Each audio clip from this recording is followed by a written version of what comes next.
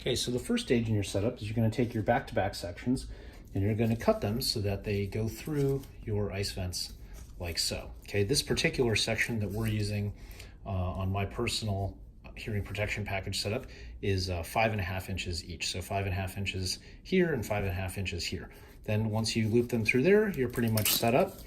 And then you're going to take your Howard lights after you've applied your adhesive backing to the headband.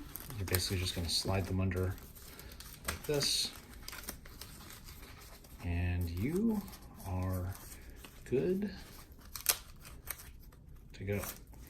Now, if you want maximum comfort and low distribution, you just leave the width the same. If you don't, you just grab a pair of shears, take these things off, and then trim them to the width that you prefer.